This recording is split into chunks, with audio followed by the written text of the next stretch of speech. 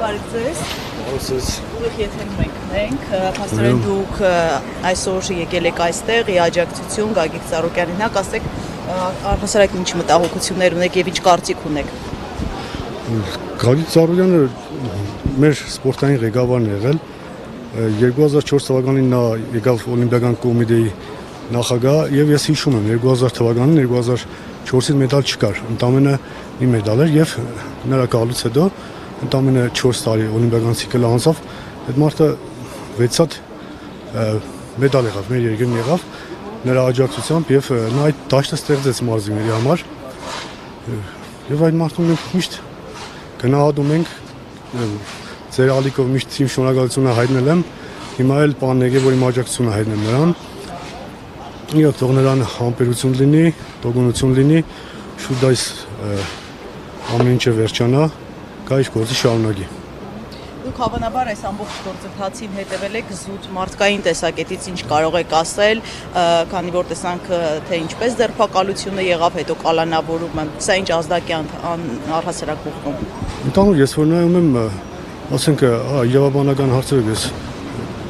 չգիտեմ, մասնագետ չեմ, բայց ընդհանուր որ նայում եմ իր ընդհանուր հոլդինգի հետ կապված, բիզնեսների հետ կապված նման շղթայական վերաբերմունք, մուլտիվելնեսն են, ոնց որ քաղաքապետարանն ասում տալիս են այդ խոսակցությունների մագարտակով, ես չգիտեմ, բայց ընդհանուր որ նայում եմ, ես մտածում եմ, որ սա ինչ որ գործի հետ կապված չի, այս ավելի շատ վրեժխնդրության է նման ու դրանից բացի, ասենք, ես տեսել եմ տանը ոնց են նրան վերում ինչ ձևով են տանում եւ շատ յոկա անդուր է նման բան կարծում չի կարելի, որովհետև դա արդեն կարմիր գծեր խախտել է։ Այդ մարդը տարիք ունի, անցած ճանապարհ ունի եւ այդ ամեն ինչը պետք է հարգել։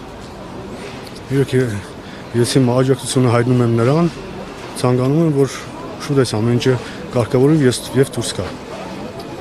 Փաստորեն մարզաշխարհի տեսակետից դուք թեև անդրադարձաք, բայց եթե խոսենք իր ավանդի մասին, նաև պարոն Ծառուկյանի հետ դուք եւս ճանապարհ եք անցել, ինչ կարող եք ասել։ Միանշանակ ես նրա ճանապարհ եմ անցել 2004 թվականին էլ ինքը ինչ եղավ Օլիմպիական կոմիտեի նախագահ, իմ սպորտային հաջողությունները այդ ժամանակ սկսվեցին 2006 թվականին 16 թվականին թողել եմ 10 տարուց ավել եւ նա դաշտ էր ստեղծում այդ աուրան մթնոլորտը կար, ինքը կոլորիտով մարդ էր եւ այդ ամբողջ դրագանը կար սպորտի մեջ, ես հիշում եմ, ասենք ամեն տարի վերջին էլ 7-800 հոգի մարզիչներով հավաքվում ենք, միշտ լավ անցկացնենք մեր ժամանակը մարդու հետ եւ պետք է շնորհակալ լինենք։